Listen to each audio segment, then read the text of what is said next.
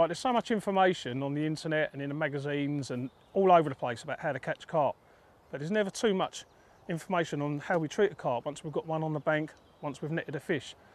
I've got one in the net now, so I'd like to go through my procedure on the bank. Right, I've landed a carp. She's safely in the net. There's no panic, there's no need to drag her up on the bank. The first thing I've done is lay my rod down, pull the net back so it's secure, and go and grab a bank stick or a peg, anything really, just to secure that net so it can't go nowhere. Okay, once that's done, to be honest, you've got all the time in the world. The fish is not going nowhere. She's nice and happy, sitting there, chilling out, trying to recover. So in the meantime, while that's going on, I'm as quick as I can, I'm getting all my kit into position. I've got my mat ready, I've got my camera ready, I've zeroed my sling, I've got my scales, my medi kit, water, camera, the lot. You know, whatever you think you're going to need whilst that fish is on the bank, you should have it in position. Under no circumstances really should you ever drag that fish up onto the bank when you're not ready. I've seen it time and time again where people have got the fish up on the bank way too soon. Just chill out and enjoy the moment. Well, I'll take you through my procedures as the way I take the fish from the water's edge to the bank. Right, get rid of that. One thing I always like to do before I start with any fish is take my watch off, because you don't want to be scratching it with parts of the buckle.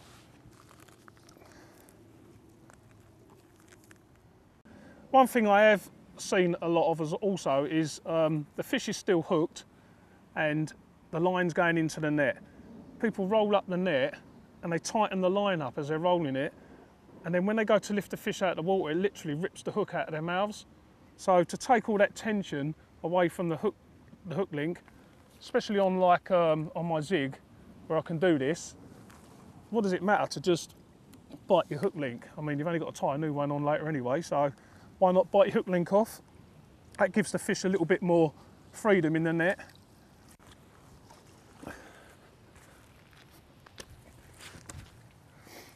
Take the arms off. Right, get the fish in a nice position in the bottom of the net. You don't want it falling into a pocket as you're winding it up. Fold the front in and just little by little just wind it up until you've got a nice secure bit of the net to hold. Make sure the pecs are tucked in both sides. Very important, you don't want to be lifting her out and snapping her pecs off. Right, she seems all right there, so for a minute she seemed all right. If she does that, just go over it all again, make sure she's all right, and then up you go. I like to put a little handle underneath if I can carry them. Like that, and there she is. Right, don't panic with the unhooking. If she's thrashing around, then obviously don't try and unhook it until she's laying still like this. I mean, I've never in all my carp fishing time had to use forceps yet.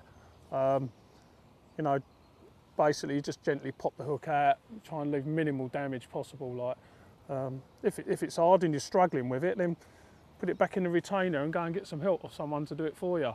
Don't panic about unhooking a carp. That's where their mouths do really get ruined. Anyway, she's unhooked, so I'm going to get rid of that. And the next step really is to lift the net out of the way. Right. Lifting the net out of the way, just gather the front of it, make sure the pecs are in. I like to give her a little slide like that. Don't lift the net the other way so that you're pulling the pecs apart or pulling the pecs in the wrong way. You may notice I've already got my weigh sling in position, already inside the mat, so I don't have to keep transferring the fish from sling to mat and so forth. So she's all ready to weigh now. This also doubles up as a retainer. So from here, just fold the sling together, make sure it's zipped up. I've already zeroed this weigh sling, this retainer before. Whilst I was getting all my kit ready, it was one of my things that I always do, get it all zeroed in ready. So it's another thing that saves time on the bank. And the bit that everyone enjoys is the weighing. And this one here is a fraction over £20. A cradle type mat like the Sanctuary crib is a fantastic bit of kit. I'd also advise, if you've got mates with you, to bring other mats around the side, and whilst you're taking your photos, maybe get 1 or 2 mates that are out of shot just to stay there either side, just to lend a hand in case it does, you know, start flapping and you lose control of the fish. And then at least if it does come down, you've got someone to assist it and lay it on someone else's mats around the side. It's just another little bit of safety. So we get the photography out of the way. We want to do all this as quick as we can, really. We don't want the fish having any more stress than it's already had. So once the photography's out of the way, for me then it's Medicare, and then she's back in the lake as quickly as we can. Right, once you've got your hands in position, you're not folding the pecs back in any way, and you're comfortable and confident, you can make the lift. Still keeping her over the cradle. You don't have to lift them too high.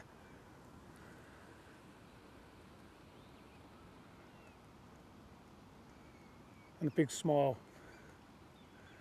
Right, with your pictures done and out of the way, it's just a quick check over the fish, all the scales are all okay, and then you get your medi kit out. I've got like 2 here, I've got the mouth one and the body one. So obviously any scale dislodges or cuts or abrasions, you can put the body one on, and then for the mouth, after the hook hold, you got that one. Just dab the area a bit dry with your little rag that comes with it. It's just so that it actually goes in, and then a quick dab onto the swab.